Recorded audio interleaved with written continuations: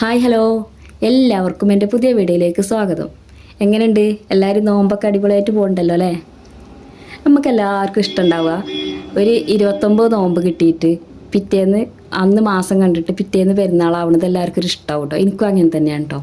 അതെന്തുകൊണ്ടാണെന്ന് വെച്ചാൽ 29 നോമ്പ് നോറ്റാൽ നമുക്ക് ഒരു നോമ്പും കൂടി നോൽക്കാൻ ബുദ്ധിമുട്ടുണ്ടായിട്ടൊന്നുമല്ല.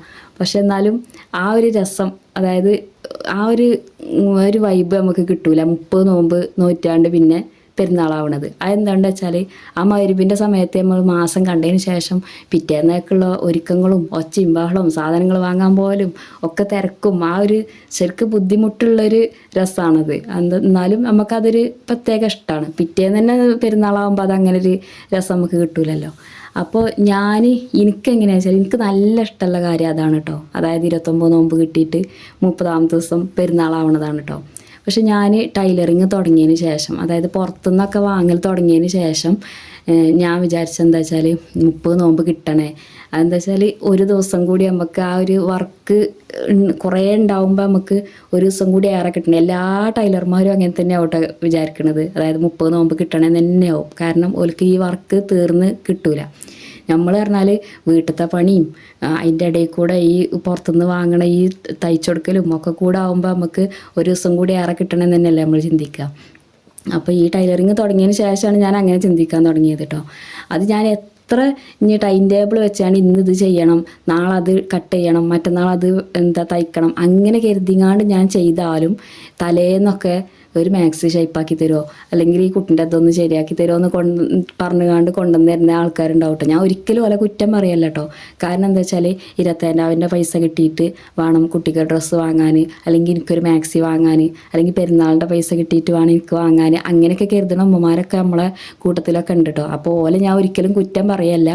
പക്ഷേ അങ്ങനെയാണ് എൻ്റെ കാര്യങ്ങൾ കേട്ടോ. എൻ്റെ കാര്യങ്ങൾ മാത്രമല്ല, എല്ലാ ടൈലർമാരെയും അവസ്ഥ തന്നെയാണ് കേട്ടോ. പെരുന്നാളിൻ്റെ തലേന്ന് അപ്പോൾ നമ്മളത് തയ്ക്കാനുള്ള ടൈം കിട്ടൂല കേട്ടോ. അപ്പോൾ ഞാൻ ഇപ്പോൾ ഒരു ഐഡിയ വെച്ചത് വെച്ചാൽ കഴിഞ്ഞ പെരുന്നാൾക്കും ഈ പെരുന്നാൾക്കൊക്കെ ഞാൻ എന്താ ചെയ്താൽ ഇവിടുത്തെ, അതായത് ഉമ്മാൻ്റെ ഷേപ്പാക്കൽ, ഇൻ്റെത് അടിക്കലൊക്കെ ഞാൻ ആദ്യം ചെയ്തു കേട്ടോ. ആദ്യം അതായത് അടിക്കാൻ കിട്ടുന്നതിൻ്റെ മുന്നേ തന്നെ ഇൻ്റെതൊക്കെ ചെയ്ത് റെഡിയാക്കി വെച്ചു. ഇങ്ങോട്ടാണ് ഞാൻ പുറത്തുള്ളത് തുടങ്ങിയത് കേട്ടോ. അപ്പോൾ അതൊരു സൗകര്യമായിങ്ങാണ്ട് തോന്നി. മറ്റേ ഞാൻ ഒരു മോഡൽ കരുതിട്ടോ, ഈ മോഡലിൽ അടിക്കണം എനിക്ക് ഈ പെരുന്നാൾക്കെന്ന് കരുതിയാൽ പിന്നെ എല്ലാവരും കഴിഞ്ഞ് ലാസ്റ്റ് പെരുന്നാളിൻ്റെ തലേന്നൊക്കെ ആവട്ടെ എൻ്റെ ചെയ്യുക ഞാൻ. അപ്പോൾ എൻ്റെ ചെയ്യുമ്പോൾ ഞാൻ കരുതിയ പോലെ ചെയ്യാൻ പറ്റില്ല. ഒറ്റയടിക്കണ്ട് അതുകൊണ്ട് തട്ടിപ്പടിഞ്ഞ് ചെയ്ത് കണ്ട് ഏതെങ്കിലും ഒരു കോലത്തിലാക്കിയിട്ട് അങ്ങനെ ഇടാനാക്കലാണ് കേട്ടോ. പക്ഷേ ഇപ്രാവശ്യം ഞാൻ ആദ്യം ചെയ്ത് വെച്ചു കേട്ടോ. ചെയ്യണത് ഇത് ഇവിടെ അടുത്തത്തെ ഒരു താത്താക്ക് തന്നെയാണ് കേട്ടോ. എന്നോട് പറഞ്ഞത് എങ്ങനെയാണോ അങ്ങനെയാണ് ഞാൻ അത് ചെയ്തിരിക്കണം കേട്ടോ.